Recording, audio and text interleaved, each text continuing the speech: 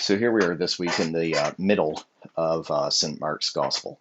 And so this middle section goes from 8:22 over to chapter 10, verse 52. I think I've got that right.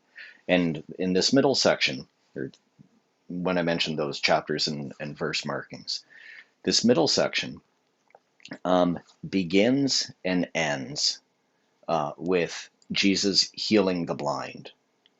And in between those two bookends of this section are three different passion predictions. And so it seems that a part of what Mark is challenging us with, or pushing us a little bit with that structure in this part of the gospel, is are we blind? Do we need our sight healed? He seems to keep pushing, do you see? As I say, it starts and ends with healing of the blind. And so like bookends. And so he's asking of all this in the middle, do you see? So what is he asking that we might see? Well, I think a part of it is highlighted in this interesting exchange between Peter and Jesus. So keep in mind, they're on their way to Jerusalem. And the disciples are thrilled because they still don't understand Jesus' mission entirely. They're still hoping for something like a Jewish Caesar, so that when they get to Jerusalem, he's finally going to raise some troops or call the people, motivate the people, and there will be an uprising, and finally we can give those Romans the boot, or at least put them to the sword, or something like that, and drive the Romans out. That's what they're still thinking.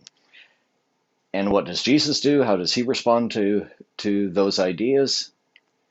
He tells them about how he's going to experience suffering, misery, and death at the hands of the authorities once they get to Jerusalem.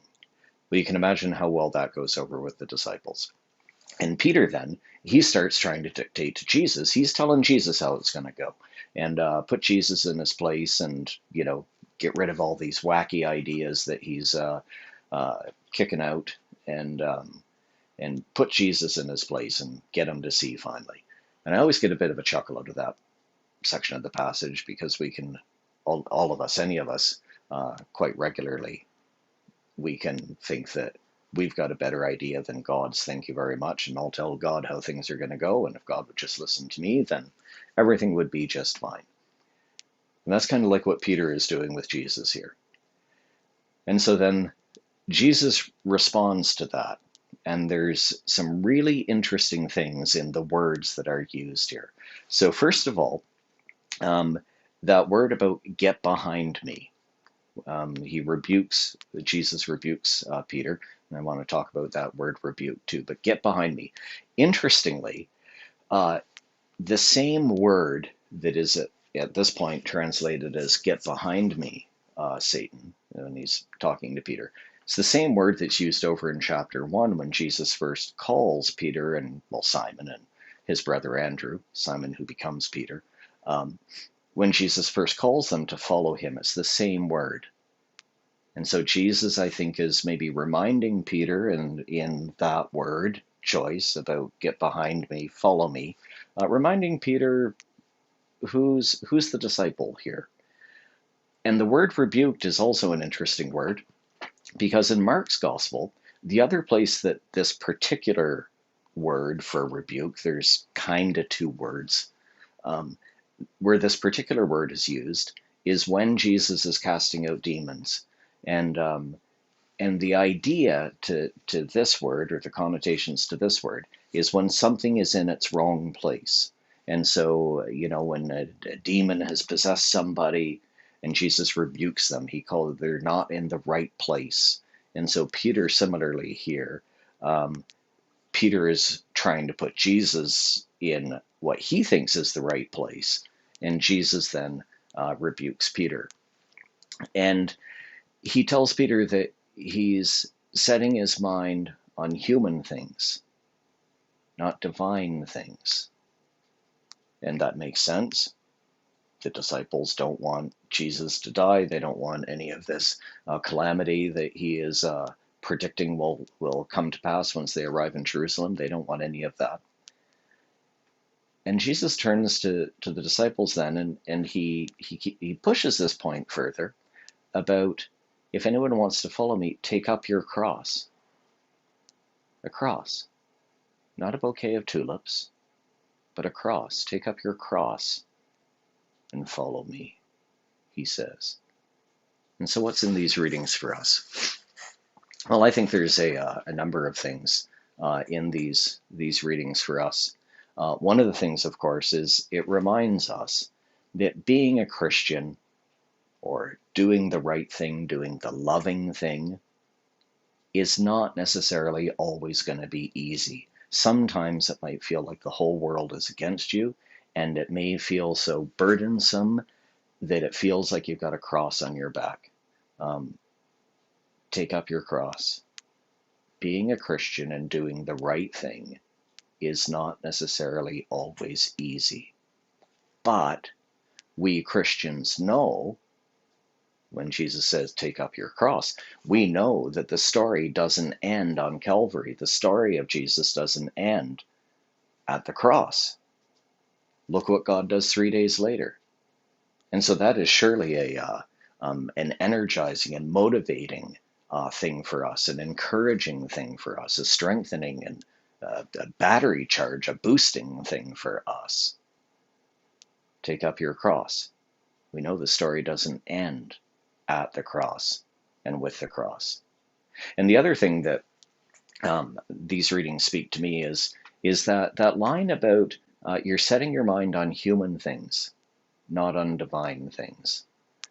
And it's good for us to be reminded of that fact, that there is a discrepancy between God's vision for us and hope for us and dream for us and for our world and the people around us, versus a human vision of how things should go, human things.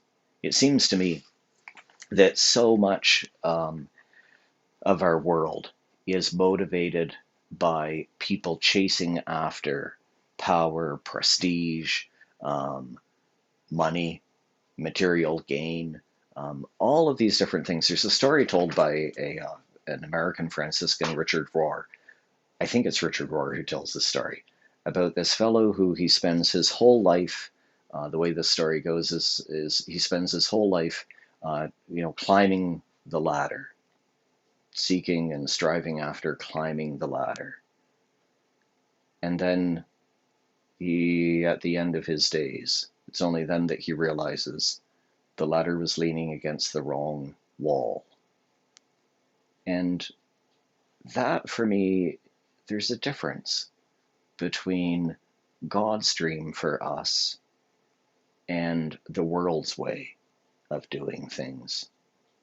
Could you imagine a world, politics, politicians, governments, whether it's around vaccines and inoculations and all of these things, whatever it is, could you imagine a world where love and empathy, compassion, mercy, where those were the primary motivating values for all people around the world, for all governments around the world? Not personal prestige, personal power, not personal gain, not this me business, but an us approach. Could you imagine that kind of a world? Now, we can't control the world, of course. I can't control what folks in various countries around the world are going to vote. I can control what you can control, what every one of us can control, is ourselves. And we can say that for me, for my journey of life, I am going to do my best to make sure that love and compassion are at the forefront of my behaviors, my actions, my attitudes, and when it is made apparent to me that whether it's my behaviors or my words or assumptions I have are not loving, are not rooted in God, where they seem to be rooted in human things, not divine things, then I need to dig around in there a little bit and think about how can I more align my attitudes, my beliefs, my actions with the example and teachings of Jesus. And I think that's what the Christian life is. It's an ongoing journey from cradle to grave and beyond of always trying to align ourselves more and more with Jesus's way, his teaching, his example. And so that's what these readings say to me this week. And as I say, I think it's a great image. Take up your cross. It's not a bouquet of tulips. That's a good thing to be reminded of from time to time. Amen.